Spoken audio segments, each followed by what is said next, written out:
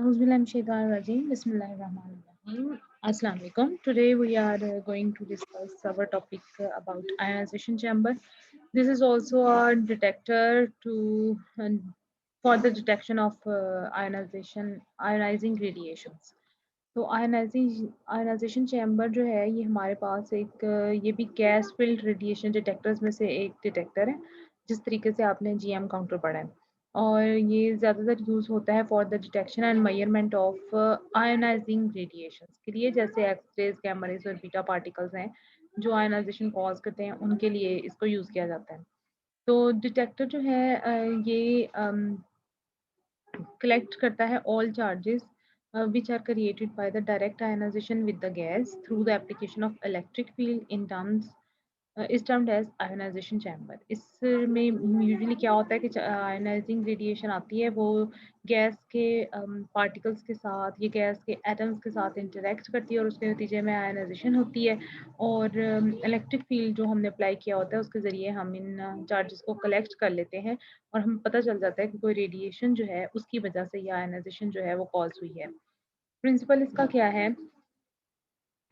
जो nuclear radiation है it ionises the gas molecules when nuclear radiation passes through a gas contained between two electrodes the ions may be collected by applying the electric field to the electrodes तो जो magnitude होगी current pulse की which is formed due to the ions depend upon the nature and velocity of the incident particles and properties of the detector तो ये जो current pulse होगी इसके ज़रिए फिर हम पता चला लेंगे कि कौन से इंसिडेंट पार्टिकल्स आए हैं उनकी नेचर क्या है पॉजिटिवली चार्ज है नेगेटिवली चार्ज है बीटा है या गैमा है या एक्सरे है और उनकी फर्दर वेलोसिटी क्या है अब इसकी कंस्ट्रक्शन की तरफ आते हैं तो ये बेसिकली एक गैस फिल्ड आयनाइजेशन डिटेक्टर है जो कि जिसमें एक मेटालिक सिलेंड्रिकल कंटेनर होता है ये जैसे हमें नज़र आ रहा है और ये जो मेटालिक सिलेंड्रिकल कंटेनर है इसके अंदर कोई आयनाइजेबल गैस जो है उसको भरा जाता है जैसे कि कोई आर्गन या क्रिप्टॉन वगैरह हो गया और लो प्रेशर पर ये गैस इसमें फिल की जाती है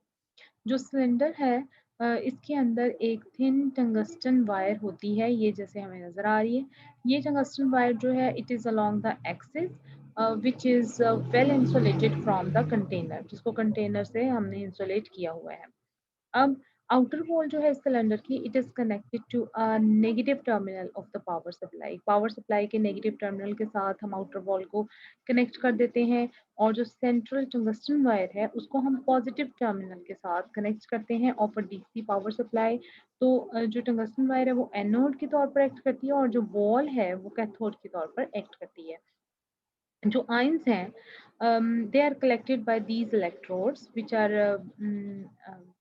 और वो पैदा कैसे होते हैं और इन आयंस की कलेक्शन के बाद एक आउटपुट पल्स जो है वो जनरेट होती है अक्रॉस द रजिस्टर और उसको हम फर्दर एम्पलीफाई कर सकते हैं बाय एम्पलीफायर और उसके बाद हम उसको काउंटर के जरिए एनालाइज कर देते हैं बिल्कुल ऐसे ही जैसे हमने जीएम काउंटर का पढ़ा था अब वर्किंग की तरफ आ जाते हैं ये जो चार्ज पार्टिकल्स हैं they produce positive ions and electrons जो चार्ज आयनाइजिंग पार्टिकल आते हैं गैस के साथ इंटरेक्ट करते हैं पॉजिटिव आयंस और इलेक्ट्रॉन्स जनरेट करते हैं और फाइनली ये जो आयंस और इलेक्ट्रॉन्स हैं they are attracted by cathode and anode depending upon कि पॉजिटिव जो आपके पास एनोड है सॉरी पॉजिटिव जो आपके पास टर्मिनल है वहां पर आपके पास इलेक्ट्रॉन्स जाएंगे और नेगेटिव टर्मिनल पर आयंस चले जाएंगे जो एनर्जी है the energy of the ion pairs depends upon the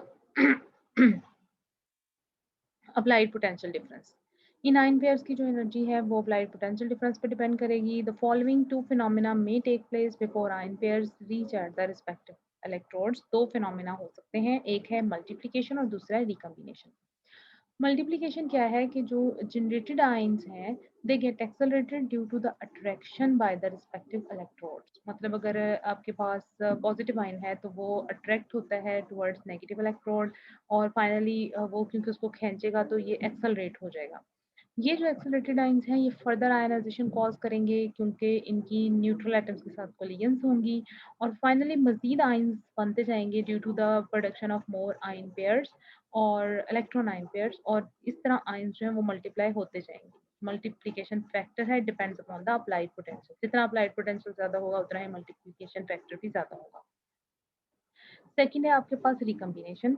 recombination में क्या होता है कि पॉजिटिव और नेगेटिव आयंस जो है ना वो आपस में रिकम्बाइन भी हो सकते हैं अगर आपके पास अप्लाइड पोटेंशियल लो होगा। तो अप्लाइड पोटेंशियल ज़्यादा होने से तो फर्दर आयनाइजेशन होगी ना, फर्दर आयन बनेंगे, मल्टीप्लिकेशन होगी। लेकिन अगर आपके पास पोटेंशियल लो है तो फिर रिकॉम्बिनेशन के चांसेस ज़्यादा हैं। But function of ions which recombine become negligible when applied potential is very high. Very high potential पर ये रिकॉम्बिनेशन नहीं होगा। उसके बाद हमें आउटपुट किस सूरत में मिलती है आयनाइजेशन डिटेक्टर की। जो नेट आयंस प्रोड्यूस होते हैं due to the combined effect of multiplication और रिकम्बिनेशन, उनको कलेक्ट कर लिया जाता है बाय द रिस्पेक्टिव इलेक्ट्रोड्स और फाइनली एक करंट पल्स जनरेट हो जाती है। ये जो करंट पल्स है इसको हम आउटपुट ऑफ आयनाइजेशन डिटेक्टर कहते हैं। ये जो करंट पल्सेस हैं ये डिटेक्ट करती हैं और ये करती हैं आयनाइजिंग रेडिएशन को। The variation of the pulse height which depends upon the number of initial ion pairs produced as a function of applied voltage for beta and alpha particles as shown in the figure. उसने कहा है कि ये जो pulse height की variation है ना ये number of initial ion pairs के ऊपर डिपेंड कर रहा होता है, जो कि as a function of applied voltage हमें नजर आ रहा है यहाँ पर। ये देखिए आयन पेयर्स जनरेट हो रहे हैं वाई एक्सिस पर और एक्स एक्सिस पर अप्लाइड वोल्टेज है। तो ये जो है आपके पास इसके ज़रिए हम देखते हैं कि कौन सी आयनाइजेशन जो है वो एंटर हुई है। जो आयनाइजेशन करंट है it becomes larger for alpha particles because their charges more than for beta particles. तो जो पार्टिकल ज़्यादा आयनाइजेशन क्रिएट कर सकता है, जिसकी आयनाइजेशन पावर ज़्यादा है, उसकी current pulse ionization current pulse भी ज़्यादा बड़ी होगी। अब ग्राफ के बात कर लेते हैं कि जो आउटपुट कर्व बनेगा इस गैस फिल्ड डिटेक्टर का वो 6 रीजन्स में उनको डिवाइड किया जा सकता है। पहला रीजन जो है उसको हम आयन रिकॉम्बिनेशन रीजन कहते हैं। ये हमें नजर आ रहा है फर्स्ट रीजन, ठीक है जी। ये आयन रिकॉम्बिनेशन रीजन है। इसमें क्या होगा कि अप्लाइड वोल्टेज जो है वो इतना लो है कि रिकॉम्बिनेशन अकर होगा और आप इसमें देखेंगे करंट जो है ना वो बहुत कम है। इसमें नंबर ऑफ आयन पेयर्स ये जो कलेक्ट हो रहे हैं ये बहुत कम है, फाइनली पल्स भी बहुत कम होगी। और फिर रीजन 2 में आते हैं तो इस रीजन में ये जो गैस फिल्ड डिटेक्टर्स हैं which are operating in the region 2 are called as ionization chamber. तो इसमें क्या होता है कि जो वोल्टेज है उसको हम इतना इंक्रीज करते हैं आहिस्ता आहिस्ता और फाइनली वो सफिशिएंटली हाई हो जाता है कि जो रिकॉम्बिनेशन है वो ना हो, बल्कि उसकी बजाय कुछ आपके पास आयन पेयर्स जो हैं वो जनरेट होते रहें। ये जो आयन पेयर्स हैं ये मूव करते हैं टुवर्ड्स देयर रिस्पेक्टिव इलेक्ट्रोड्स और ये इतनी तेज़ी से मूव करते हैं कि हर आयन पेयर जो है वो इलेक्ट्रॉन पर पहुंच जाता है। तो क्योंकि सारे के सारे आयन पेयर्स कलेक्ट हो जाते हैं इस रीजन में तो फिर इसमें हमें कोई पल्स जो है वो जनरेट होती हुई नज़र आती है। अब रीजन 3 को जब हम देखते हैं तो ये है हमारे पास प्रोपोर्शनल रीजन। ये हमें जो नज़र आ रहा है वोल्टेज मज़ीद इंक्रीज़ करेंगे तो आपके पास आयन पेयर्स भी प्रोपोर्शनली जनरेट होते जाएँगे और ये देखें कुछ समवट आपके पास जैसे प्रोपोर्शनल इंक्रीज़ नज़र आ रही है कि जितना ज़्यादा वोल्टेज इंक्रीज़ कर रहे हैं वैसे ही आयन पेयर्स भी ज़्यादा होते जा रहे हैं। तो थर्ड रीजन को हम प्रोपोर्शनल रीजन कहते हैं और इसमें क्या होता है यहाँ पर कोई एप्रिशिएबल इंक्रीज पल्स हाइट में नहीं आती। क्यों? क्योंकि इसमें जितनी ज़्यादा आपके पास वोल्टेज इंक्रीज हो रहा है वैसे ही आपके पास इंक्रीज होते जाते हैं आयन पेयर्स, तो फिर ये डायरेक्टली प्रोपोर्शनल रहता है। तो gas filled detectors which are operating in region 3 are called proportional counters. Proportional region में जो आपके पास ऑपरेट करते हैं उनको प्रोपोर्शनल काउंटर कहते हैं। आयनाइजेशन करंट जो है it is directly proportional to the energy of incident particle in this region. तो इसमें जो आयनाइजेशन करंट जनरेट होगा ना वो डायरेक्टली प्रोपोर्शनल होगा कि कितनी एनर्जी है इंसिडेंट पार्टिकल की। तो जब पोटेंशियल डिफरेंस को हम फर्दर इंक्रीज करते हैं तो फिर क्या होता है कि मतलब उसको हम रीजन 2 से ज़्यादा इंक्रीज करें तो आयन पेयर्स भी एक्सेलरेट होते हैं due to the electric field और फर्दर सेकेंडरी आयन पेयर्स जो हैं वो जनरेट करते हैं due to the successive collision. इस फिनोमिना को हम टाउनसेंड एवलांच भी कहते हैं, यानी जो further secondary ion pair generate हो रहे हैं और उससे भी ज़्यादा आयन पेयर जनरेट हो रहे हैं तो एकदम एक बहुत बौछार सी पैदा हो जाती है आपके पास आयन पेयर्स की और इसको हम कहते हैं एवलांच और इसका नाम है टाउनसेंड एवलांच। अब रीजन 4 में देखें आप, रीजन 4 जो है आपके पास ये इसमें आपको प्रोपोर्शनल बिहेवियर नज़र नहीं आएगा, यानी आप इसको कह सकते हैं लिमिटेड प्रोपोर्शनैलिटी है ना, एक खास लिमिट तक जाकर प्रोपोर्शनैलिटी आती है फिर ये प्रोपोर्शनैलिटी खत्म हो जाती है, चाहे वो अल्फा पार्टिकल है चाहे वो बीटा पार्टिकल है ना। तो अब आपके पास क्या है वोल्टेज के बढ़ने के साथ-साथ जो नंबर ऑफ आयन पेयर्स हैं वो एकदम बहुत ज़्यादा इंक्रीज़ होते हैं, जैसे अभी हमने अवालांच की बात की है। तो इसमें प्रोपोर्शनल बिहेवियर लॉस्ट हो जाता है और अगर हम अब फर्दर पोटेंशियल डिफरेंस अप्लाई करते हैं, तो फिर क्या होता है पल्स हाइट जो है it is still related to the applied voltage but no longer proportional to the initial ionization intensity. Ionizing intensity के साथ ये प्रोपोर्शनल नहीं रहती। इस रीजन में कोई भी मेजरमेंट जो है करना वो यूज़फुल नहीं होता क्योंकि अल्ट्रावायलेट फोटॉन्स जो हैं वो इसमें बन सकते हैं और जो न्यू इलेक्ट्रॉन्स बनते हैं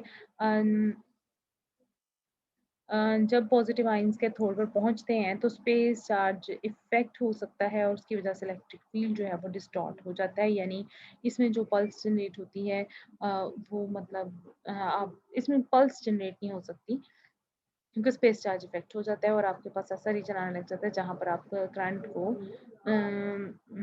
मेजर नहीं कर सकते, या फिर आप ये कह सकते हैं कि इसमें कोई फर्दर डेड टाइम स्टार्ट हो जाता है। इसके बाद देखिए आपके पास आता है फिफ्थ रीजन जिसको हम जीएम रीजन कहते हैं, जिगर मुलर रीजन कहते हैं, और सिक्स रीजन आप फिर आप देखेंगे कंटिन्यूअस डिस्चार्ज रीजन आ जाएगा, यानी उसमें आप वोल्टेज को थोड़ा-सा इंक्रीज़ करेंगे तो करंट आयन पेयर बहुत ज़्यादा जनरेट हो जाएँगे। और थर्ड रीजन में देखिए आप वोल्टेज को इंक्रीज़ करते जा रहे हैं लेकिन फर्दर आयन पेयर जनरेट नहीं हो रहे, तो इस रीजन में आप पार्टिकल्स को ईज़िली डिटेक्ट कर सकते हैं।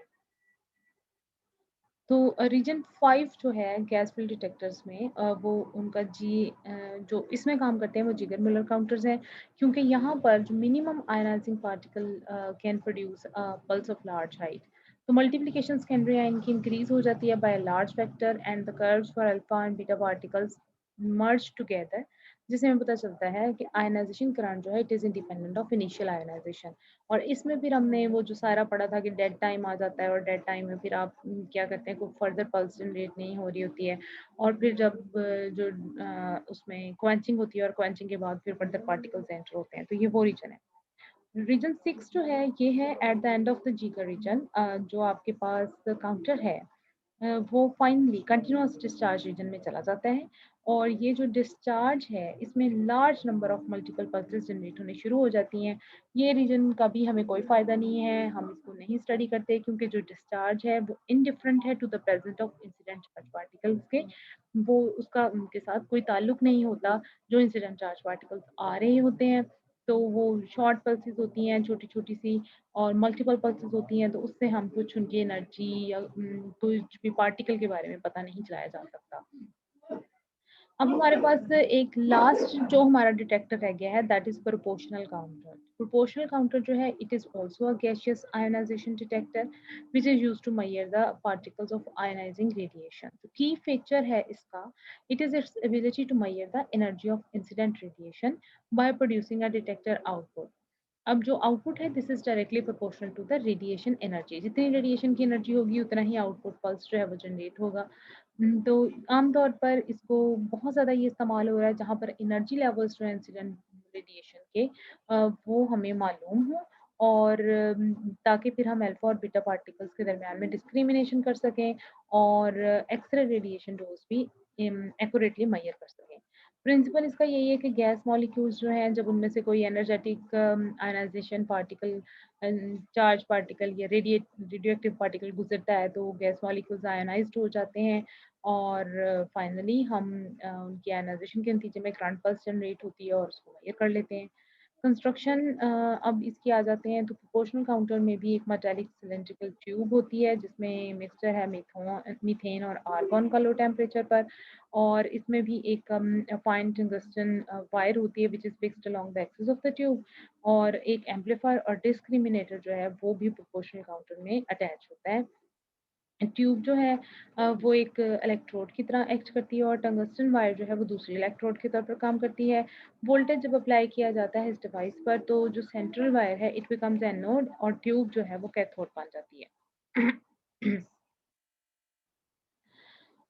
वर्किंग इसकी देख लेते हैं कि जो गैस मॉलिक्यूल्स हैं they get ionized due to the collision with the energetic radioactive particles which enter into the tube. तो आयंस जो प्रोड्यूस होते हैं वो एक्सेलरेट होते हैं due to the high potential difference between the electrodes और finally further ionization cause कर देते हैं गैस मॉलिक्यूल्स की। जो total number of ion pairs create होते हैं by a single primary ion is called इसको हम फिर मल्टीप्लिकेशन फैक्टर ऑफ गैस कहते हैं और ये डिफरेंट होता है डिफरेंट गैसेस के लिए। अगर आप आर्गन यूज़ कर रहे हैं तो ये कुछ और होगा, अगर आप मीथेन यूज़ कर रहे हैं तो कुछ और होगा। तो चार्ज जो अक्यूमुलेट होते हैं on the electrodes they give rise to a electric pulse और इस इलेक्ट्रिक पल्स को हम डिस्क्रिमिनेटर के साथ अटैच कर देते हैं और फाइनली डिस्क्रिमिनेटर में इसकी फीडिंग के बाद हमें कट ऑफ लो वोल्टेज जो है that it cuts of low voltage undesired noise pulses. इसलिए हम डिस्क्रिमिनेटर में इसको फीड करते हैं ताकि जो अनडिजायर्ड नॉइज पल्सेस हैं उनसे हम छुटकारा पा सकें। अब जो रेंज है वोल्टेज की with in which the counting rate remains constant उसको हम प्लेटो रीजन कहते हैं। मतलब इस प्लेटो रीजन में देखें, प्लेटो रीजन में वोल्टेज इंक्रीज करते जा रहे हैं लेकिन आयन पेयर जो है मजीद जनरेट नहीं हो सकते और काउंटिंग रेट हमारा कांस्टेंट है। तो एफिशिएंसी जो प्रमोशनल काउंटर की है वो मैक्सिमम होती है प्लेटो रीजन में। एप्लीकेशंस इसकी क्या है? सबसे पहले तो स्पेक्ट्रोस्कोपी में ये यूज़ होता है। जो प्रोपोर्शनैलिटी है between energy of the charge particle which is travelling through the chamber and total charge created makes proportional counter useful for charged particle spectroscopy. इनकी स्पेक्ट्रोस्कोपी के लिए ये यूजफुल हो जाते हैं क्योंकि जितनी आपके पास एनर्जी है चार्ज पार्टिकल की वो प्रोपोर्शनल हो जाती है आपके पास टोटल चार्जेस के यानी करंट पल्स के इंटेंसिटी के। By measuring the total charge between the electrodes, we can determine the particles kinetic energy। हम जो इलेक्ट्रिक पल्स की इंटेंसिटी है उसको देखकर पता चला लेते हैं कि हमारे पास पार्टिकल की काइनेटिक एनर्जी कितनी थी, क्योंकि ये जो टोटल चार्ज है ये इंटेंसिटी ही देगा आपको। क्योंकि जो नंबर ऑफ आयन पेयर्स हैं वो इंसिडेंट चार्ज पार्टिकल की एनर्जी के प्रोपोर्शनल है। जितनी ज़्यादा एनर्जेटिक है उतने ज़्यादा आयन पेयर जनरेट होते हैं। सेकेंडली आपके पास ये फोटोन डिटेक्शन में यूज़ होते हैं। प्रोपोर्शनल काउंटर्स जो हैं ये हाई एनर्जी फोटॉन्स को डिटेक्ट कर सकते हैं जैसे कि gamma rays provided that they can penetrate the entrance window और they are also used for the detection of X-rays to below 10 kilo electron volt energy levels using thin wall tubes operating at or around atmospheric pressure। Radio active contamination detection के लिए भी इस्तेमाल कर सकते हैं हम इसको। प्रोपोर्शनल काउंटर्स जो हैं वो एक्सटेंसिवली यूज होते हैं as large area detectors to check for radioactive contamination on personal tools and items of clothings. और मतलब जैसे आप इसके सामने रखेंगे टूल को या कोई पर्सन खड़ा होगा या फिर कोई उसकी आइटम ऑफ क्लॉथिंग होगी तो ये उसमें से निकलने वाले रेडिएशन को डिटेक्ट कर लेगा। This is normally in the form of installed instruments because of the difficulties of providing portable gas supplies for handheld devices। Advantages क्या हैं? ये जो डिटेक्टर है it is useful for detection and energy measurement of low energy radiation in the range of 250 electron volt to 100 kilo electron volt तक के जो energy range के particles हैं उनकी डिटेक्शन और उनकी एनर्जी मेजरमेंट के लिए ये यूज़ हो रहे हैं। इसके अलावा ये यूज़ होते हैं for the analysis of X-rays and low energy gamma rays और ये it is used for discriminating the different radiation of various ionizing power.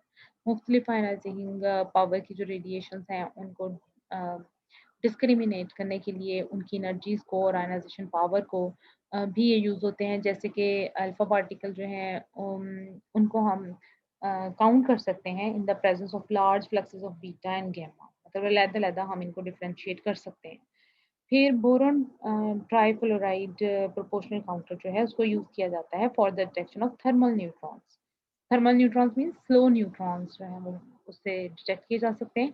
It is used to study the beta spectrum of hydrogen का जो isotope है tritium और carbon 14 के लिए और इसका जो डेथ टाइम है क्योंकि वो शॉर्टर है देन आयनाइजेशन चैम्बर तो इसलिए it has much shorter resolving time और so can be used for much higher counting rates than GM counter. GM counter से ज़्यादा हायर काउंटिंग रेट्स के लिए इसको हम इस्तेमाल कर सकते हैं।